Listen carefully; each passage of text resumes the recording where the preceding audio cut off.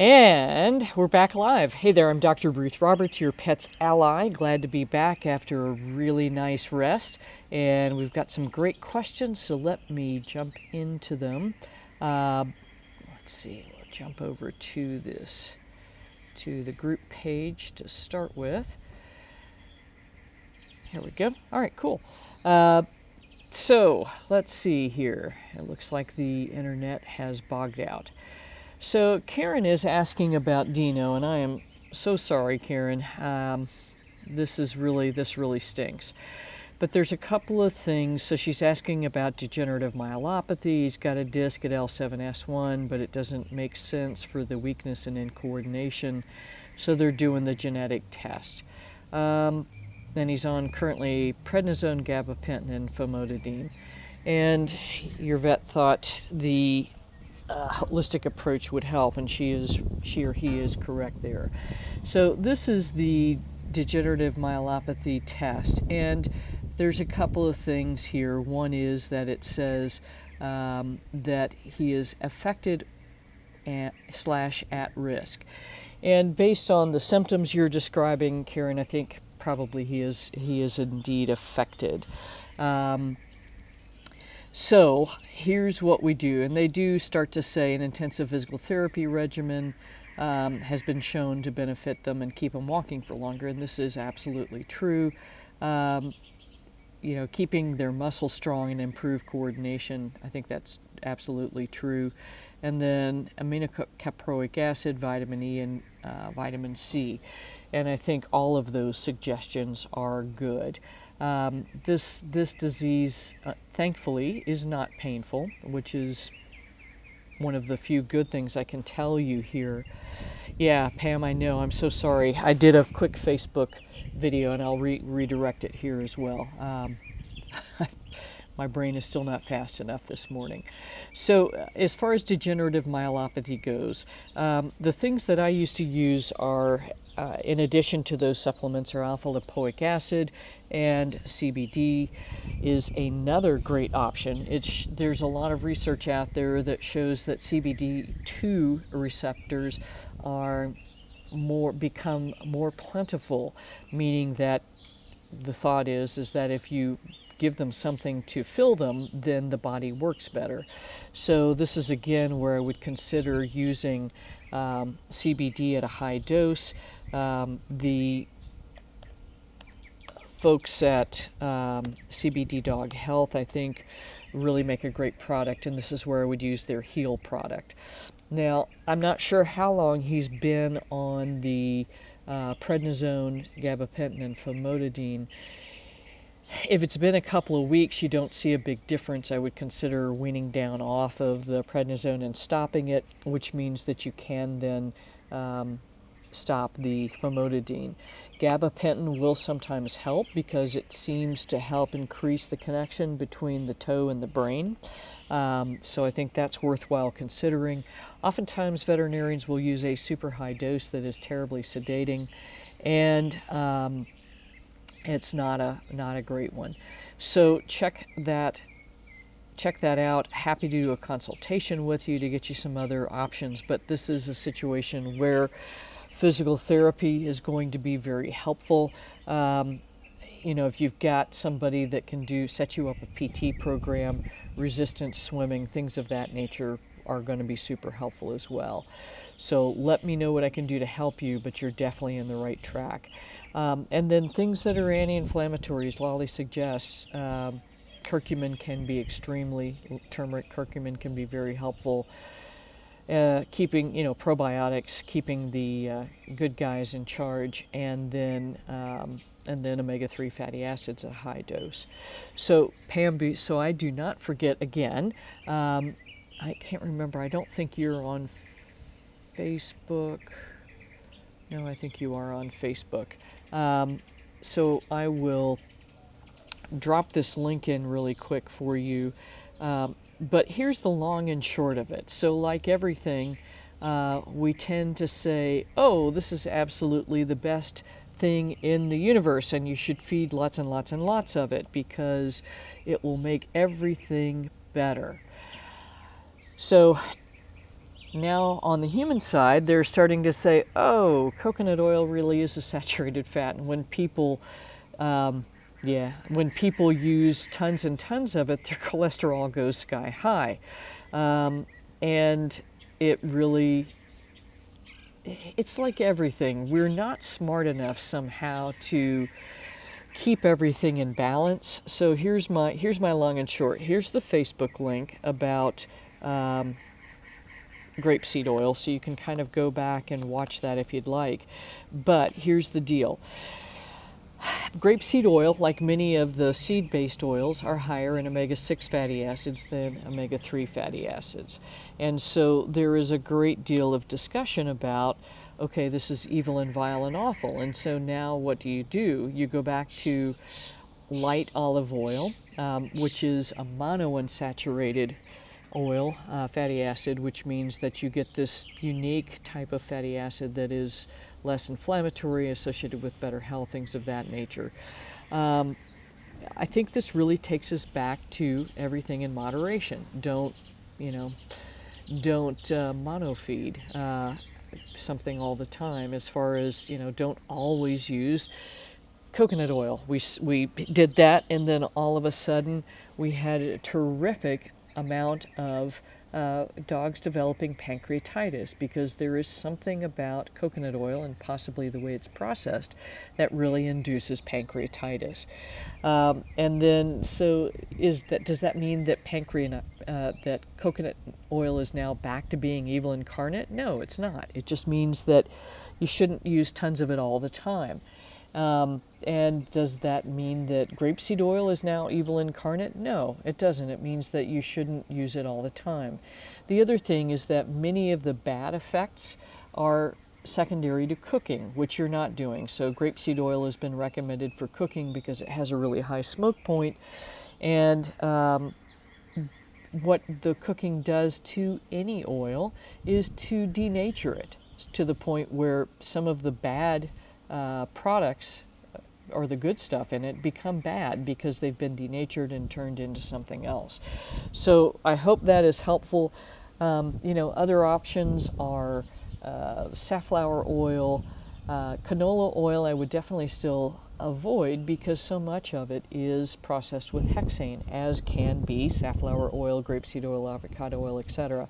So the things you want to look for are that it is organic, ideally, and secondly, it is cold pressed and not extracted from the seed with some sort of a solvent like hexane, which is the way most seed oils are produced. So Pam, May, I hope that helps. But yeah, it's really like, okay, what do we do now? But again, I think if we use everything in moderation, that's probably the way to go. So let's see, let me make sure what else we've got here. So Jennifer is asking about small piece training treats. And there's tons and tons of stuff out there that vary from, the really gnarly stuff that's got lots of glycerin and things of that nature in it to kind of hold it together.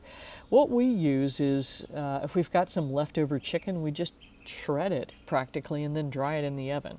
And again, if Bay is, I can't remember if Bay is sensitive to chicken or not, but you can use whatever protein she does well with. Just take it into tiny, tiny, tiny little bits, dry it in the oven at 250 degrees for a few hours, and then you have these crunchy treats that disappear right off the end of your finger. And Sri was asking, I think I answered this last time, but just to be sure, is if giving spirulina daily can cause urine pH to be alkaline and in turn cause a UTI. And it can indeed cause the urine pH to go up because it is a vegetable or a plant-based material. That doesn't necessarily mean that she will get a urinary tract infection, though. So generally that's another process. So hopefully that is helpful. Let me pop back over to the page too, because I think there's a couple of more there. And Jamie was kind of responding back to Karen about degenerative myelopathy. And I think that's it. Just inflammation control. is really, really important here. And this is where using things like electroacupuncture are super, super, super helpful as well.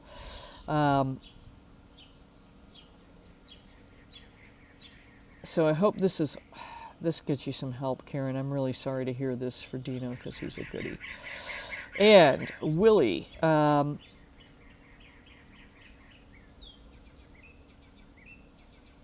he is maintaining his weight, which is awesome. She's not noticing any differences with the low methionine diet, and that's good. So if he's maintaining weight, that's really where we want to go. He seems to tire a little bit more quickly, so she's not sure if it's the cancer chemo or he's just older.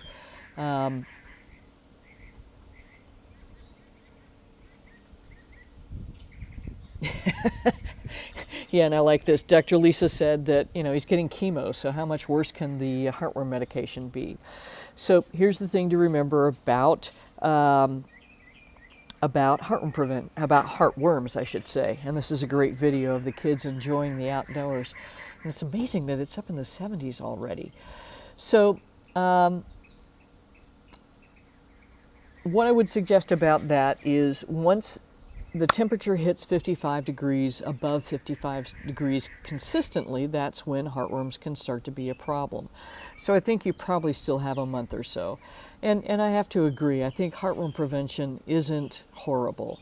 And I think it has saved so many dogs. I mean, I started practicing in 1990 when the Falera bits were available, and that was kind of it. And it was just horrible. I treated heartworm prevention at least 3 times a week. That's when we still use the injectable intravenous stuff. And it's bad. So once you're over 55 degrees consistently, that's when I would start the prevention. The American Heartworm Society says now that it really is okay to use it every 60 days. And I am so sorry to hear that he did not respond to the CCNU this last time, and he's got some stuff that's coming up that's going to get a little bit worse, and then he'll be changing chemo until we get the test results. And I'm glad that you sent off the genomic testing, because I think that's going to help your doc get things a bit better targeted. Let's see, Kathy is saying, and I think we got an email to you, Kathy, so let's see if we didn't, I apologize. So what I would start doing is trialing food. So Daisy and Dottie have been on their elimination diet as per their Glacier Peak tests. And so what we're going to do is start trialing foods. And so what that means is that for dogs this size, we're going to add a tablespoon, maybe 2 tablespoons per meal for 3 meals, and then wait 72 hours to see if there's an issue with the food or not. And then for you, that's going to be more vomiting, things of that nature. Now, the other thing I would do, Kathy, is keep a notebook, because this gets really confusing, and you've also got 2 dogs that you're dealing with. So what I would suggest is keep a notebook, keep a page for Daisy, 1 for Dottie, and each of the foods, and at the end of 72 hours, see what has happened, and go from there. The other thing that's interesting is that she switched from RX probiotics that she has in the fridge, and the rice bran is there in it, and she noticed, and I think you were using the symbiotics because the phytospore has beef in it. So what I would do is actually trial beef first, and then because the poop quality is not as good on the RX probiotic. So try the beef first, check that out. If that's not a problem, then you can start using phytospore, because I can't remember if you have some of that or not. And if not, then that is when I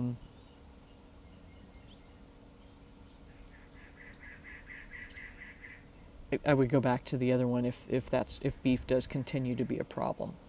So I think that is what we have for this week. I'm glad that you all are doing well, and I hope everybody stays happy and healthy.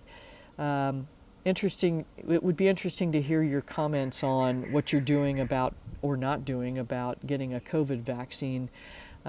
This is one that that I will be doing largely because it's going to be, really important to continue traveling. They're going to have vaccine passports, and indeed they should. So that's what I've got for you this week. I'm hoping that we can get the Pfizer vaccine because that seems to be the one that is most effective against all the variants out there. They're just now starting to test the Moderna one, so we really don't know what the questions are. And you can bet I will be taking Thuja after the vaccine both times because I had a vaccine reaction to rabies a long time ago. But that's when we were basically the beta testers, as are millions of Americans and people around the world right now for these vaccines. So until next week, take good care. Give everybody a big hug for me. Thanks.